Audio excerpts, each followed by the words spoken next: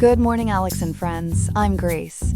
Today is Sunday, June 29th, 2025, and you're listening to Alex's News.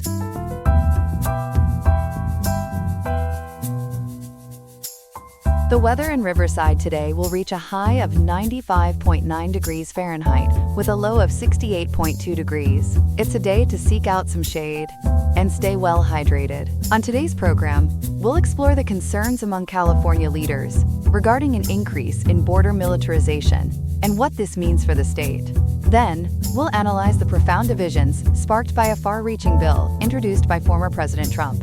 We'll break down the key points of disagreement and the reactions from different political factions. All these stories and more coming up on Alex's News. Stay tuned.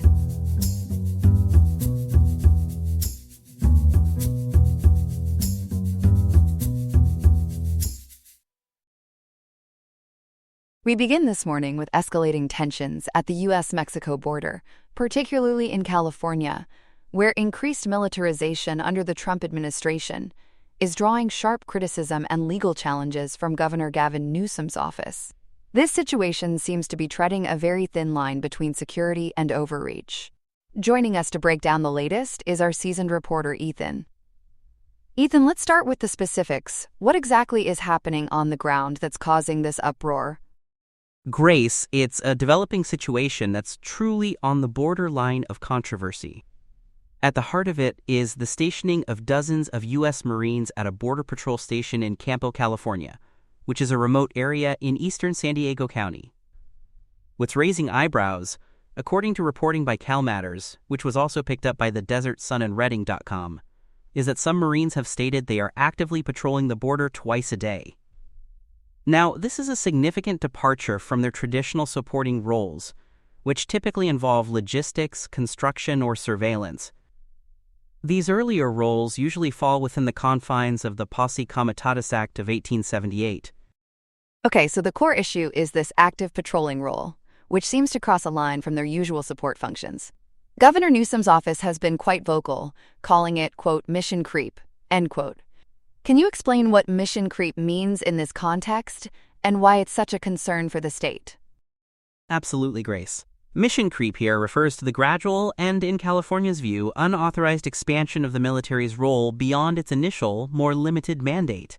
Governor Newsom's spokesperson, Diana Crofts-Pelayo, specifically told CalMatters and other outlets like the Desert Sun and Redding.com that this isn't just mission creep, but an, quote, unmistakable step toward authoritarianism, end quote. She went on to say it's, quote, not about security, it's about fear, and putting law enforcement, our soldiers, and the community in danger, end quote. The state believes that the Marines are being, quote, forced to backfill those border slots, end quote, because the Trump administration has been moving Border Patrol agents hundreds of miles inland into California cities like Oxnard and Los Angeles, according to Redding.com and CalMatters. So it's a concern about military personnel, who are generally trained for combat, now potentially performing civilian law enforcement duties. This brings us back to the Posse Comitatus Act. Ethan, for our viewers, what exactly is this act, and why is it so central to California's legal arguments? Grace, the Posse Comitatus Act of 1878 is a federal law, specifically 18 U.S.C. Section 1385.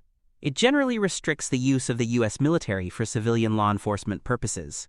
While U.S. troops have been deployed to the border under both Republican and Democratic administrations over the last 3 decades, as reported by CalMatters, their roles were previously limited to tasks like surveillance, vehicle repair, and fortifying barriers.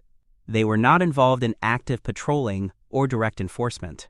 The concern now, as articulated by legal experts like Kevin Johnson, a UC Davis School of Law professor specializing in immigration, is that this situation is a, quote, ticking time bomb, end quote. He warns, as cited by CalMatters and KPBS.org, that armed troops who are not trained to deal with vulnerable migrants may use deadly force, and that it's, quote, only a matter of time until we see something bad happen, end quote. That's a sobering thought. And speaking of expanding military roles, President Trump made a significant move in April 2025, declaring a 60-foot-wide strip of federal land along the entire border a military installation. How does this designation play into the legal framework and the concerns about the Posse Comitatus Act? That's a crucial point, Grace.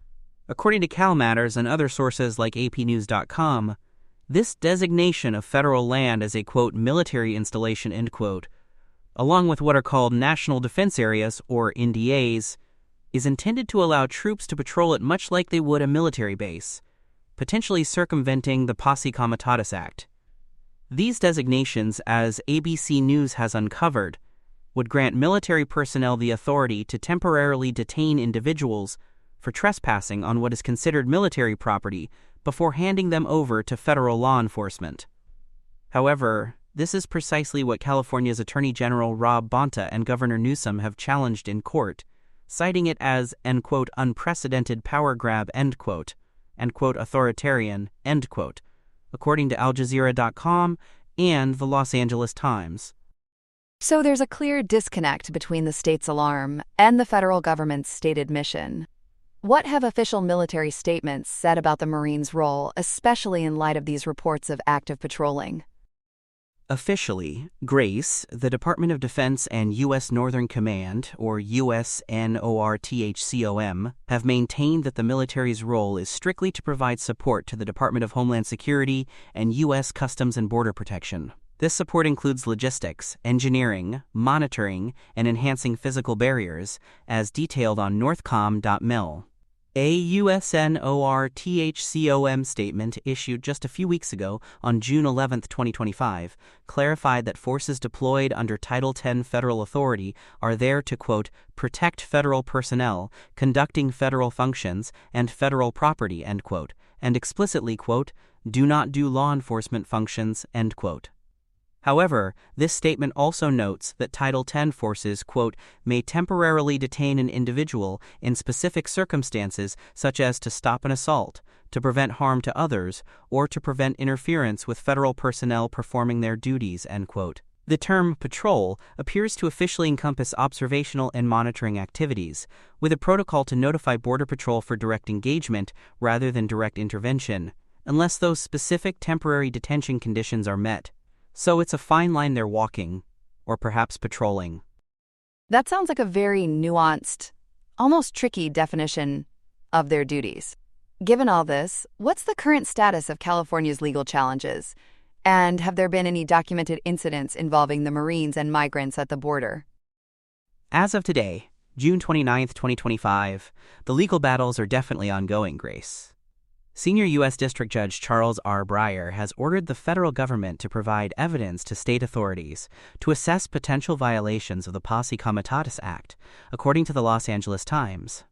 While the Ninth U.S. Circuit Court of Appeals did rule that President Trump has broad authority over the National Guard in a related case, that decision didn't definitively resolve whether active duty Marines performing direct border patrols violate the act. It's still playing out in the courts. In terms of incidents, despite concerns and reports of patrolling, there have been no publicly documented incidents of direct confrontations, injuries, or fatalities involving U.S. Marines and individuals attempting to cross the border in the Campo area.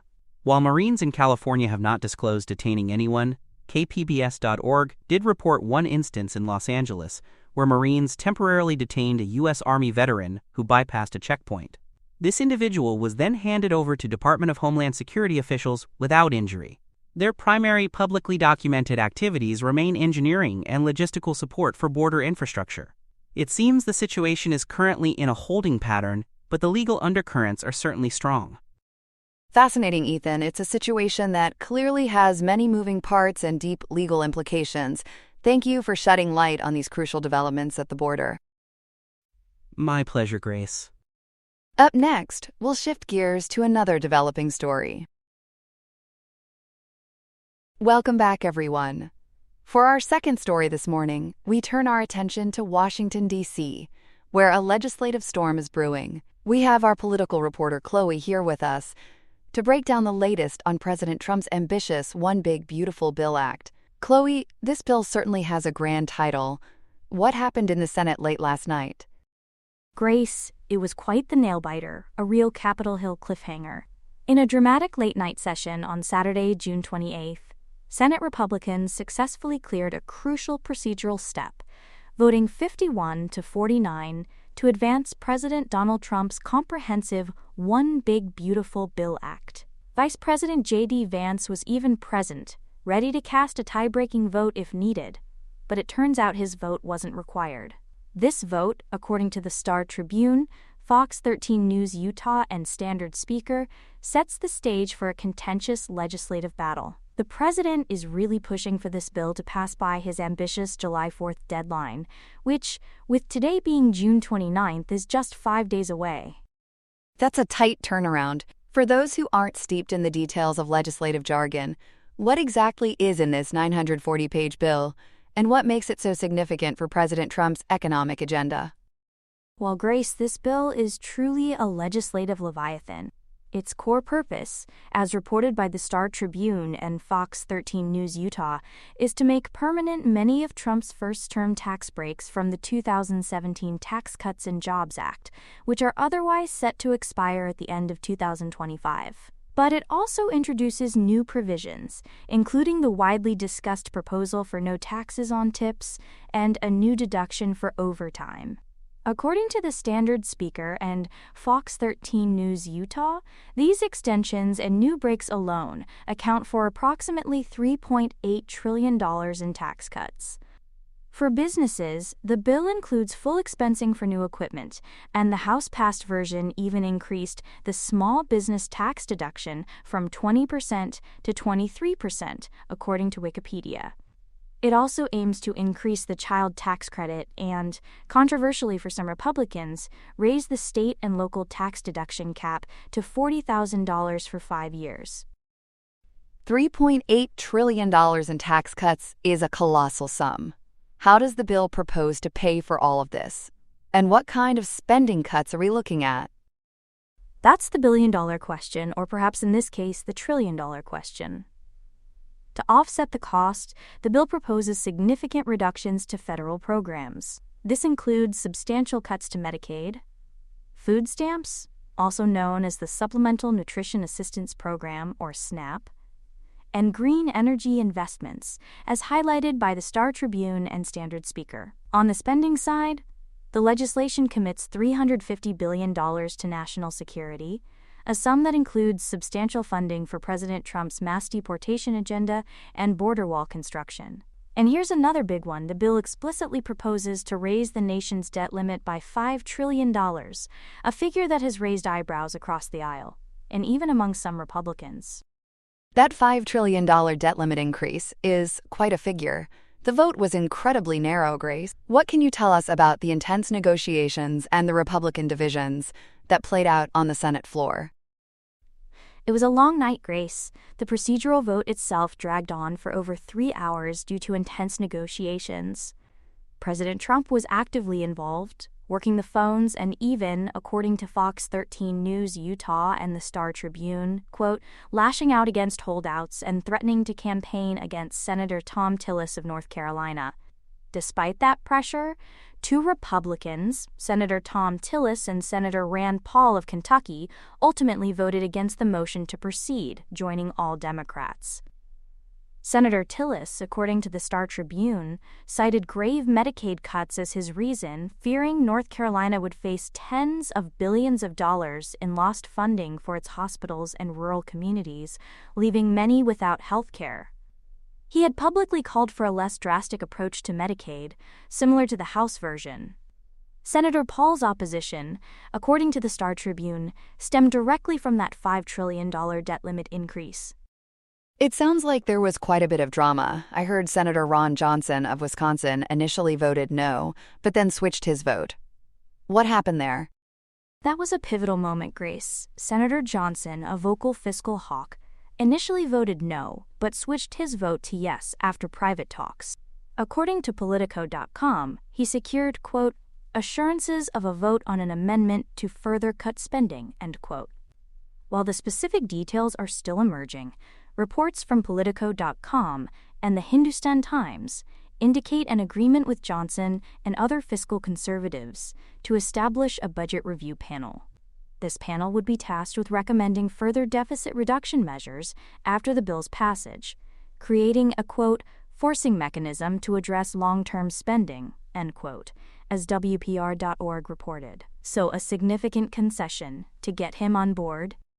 And what about the Democratic response to all of this? How are they reacting to the bill? Democrats have been unified in their opposition, Grace. Senate Democratic leader Chuck Schumer of New York, according to the Star Tribune and Standard Speaker, criticized Republicans for unveiling the bill, quote, in the dead of night, end quote, and rushing its passage. He underscored Democratic resistance by forcing a full reading of the entire 940-page text in the Senate. Senator Ron Wyden of Oregon, as reported by the Standard Speaker, even warned that the bill's proposed cuts to green energy investments could be a, quote, death sentence for the wind and solar industries, end quote. Strong words from Senator Wyden. What do nonpartisan analyses, like those from the Congressional Budget Office, say about the bill's potential impact on ordinary Americans? The numbers from nonpartisan analyses are quite striking, Grace. The Congressional Budget Office, or CBO, projected that the Senate bill would increase the number of uninsured people by 11.8 million by 2034 and reduce the number qualifying for food aid by at least 3 million. Looking at the House version, the CBO estimated it would add approximately $2.4 trillion to the national debt by 2034, according to Wikipedia and crfb.org. It also suggested that the House version would lead to 10.9 million more people going without health care and would cost the poorest Americans approximately $1,600, while giving top income earners around a $12,000 tax cut, as per the Standard Speaker and Fox 13 News Utah. Billionaire Elon Musk even publicly criticized the package as, quote, utterly insane and destructive, end quote, according to the Star Tribune. That's a pretty stark picture, Chloe. Let's delve into one of the most talked about provisions, the no taxes on tips proposal. It sounds good on the surface, but I've heard there are some catches. What's the full scoop?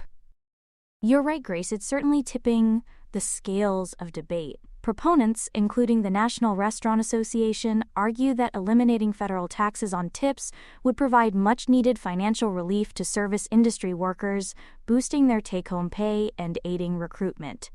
The White House has championed it as a direct benefit to hardworking Americans. However, critics warn of substantial federal revenue loss, with estimates ranging from $100 billion to $250 billion over a decade, according to sources like pgpf.org and taxpolicycenter.org. More significantly, by lowering a worker's reported earned income, excluding tips from federal income tax could inadvertently reduce eligibility for vital refundable tax credits, like the Earned Income Tax Credit and the Child Tax Credit, as these are tied to taxable income. The Economic Policy Institute suggests an unmarried worker with one child earning around $18,000 annually could see their EITC drop by about $2,000 if 2/3 of their income from tips were no longer considered taxable. That's a crucial detail that could affect many workers. So what's the path forward for the One Big Beautiful Bill Act now that it's cleared this procedural hurdle? Well, Grace, the Senate is in for a long weekend of work, potentially all-night debates and amendments. If the bill successfully passes the Senate, it will then return to the House for a final round of votes before potentially reaching the White House, according to the Star Tribune. This weekend session is widely regarded as a, quote, make-or-break moment, end quote, for President Trump's party and his signature domestic policy plan. It's truly a taxing debate, but we'll be watching closely to see if it finally gets its big, beautiful bow. Chloe, thank you for that comprehensive breakdown. It certainly sounds like there's a lot on the line for this bill. My pleasure, Grace. We appreciate you providing all the details on this developing story. We'll be right back after this short break. Here are some other headlines. In a story that highlights the human cost of geopolitical tensions, a deportation drive is reportedly targeting Iranian nationals across the United States, instilling fear in a community already on edge. The enforcement actions are sweeping up not just recent arrivals, but also long-term residents, with deep ties to America. In one case, 64-year-old Donna Kashanian, who has lived in the U.S. for 47 years and is married to a citizen, was arrested while gardening at her New Orleans home. In Oregon, a man who has lived here for 2 decades was detained while driving to the gym.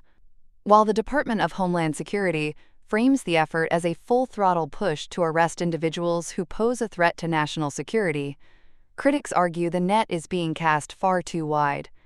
Officials have announced the arrests of several Iranian nationals with criminal records, including those with drug convictions, a prior sex offense, and one former member of the Islamic Revolutionary Guard Corps. However, the timing of the crackdown, following recent U.S. military strikes in Iran and a Supreme Court ruling that expands deportation powers, has led to accusations that the administration is using geopolitics to round up Iranians indiscriminately. On a much brighter note, billionaire investor Warren Buffett is once again proving his philanthropic mettle, donating $6 billion in Berkshire Hathaway stock to 5 charitable foundations. This marks his largest annual donation to date, as part of his long-standing pledge to give away over 99% of his wealth. The Bill and Melinda Gates Foundation will receive the largest share, with the remaining funds going to 4 other foundations, including 3 run by his children. This latest contribution brings Buffett's total giving since 2006 to approximately $60 billion. The baseball world is in mourning today after the passing of Dave Parker, the formidable outfielder known as the Cobra. He died at the age of 74, after a long battle with Parkinson's disease, tragically just a month before his long-awaited induction into the Baseball Hall of Fame. Parker was an intimidating figure at the plate, known for a venomous swing that won him back-to-back batting titles and the National League MVP award in 1978. The following year, he was a key member of the We Are Family Pittsburgh Pirates team that won the World Series. Parker made history off the field as well, becoming one of the first athletes to sign a contract worth an average of $1 million a year. He is being remembered not only for his talent, but for his larger-than-life personality. A Missouri man's 33-year fight for freedom is hitting yet another roadblock. Christopher Dunn, who has been in prison since he was 18 for a murder he insists he did not commit, had his conviction overturned by a St. Louis judge in July. The original conviction was based almost entirely on testimony from 2 young eyewitnesses who have since recanted, claiming they were coerced by police. The judge ruled that no reasonable juror would have found Dunn guilty based on the new evidence. However, just as he was set to be released, the Missouri Attorney General's office successfully petitioned the state Supreme Court to block his release, leaving Dunn's freedom tangled in a legal web. And in the United Kingdom, former neonatal nurse Lucy Letby has not won a new appeal, but her case is taking a new turn.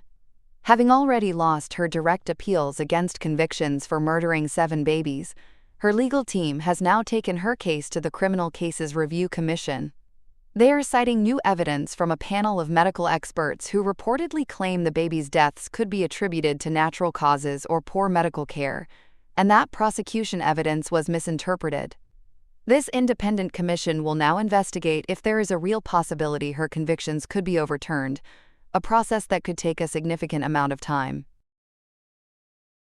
That's all we have for now. Today's episode was made by Alexander King with Claude Sonnet 4.0, Gemini Pro 2.5, Gemini Flash 2.5, and Google Cloud Text-to-Speech. I hope you have a great day. I'll see you tomorrow, Alex.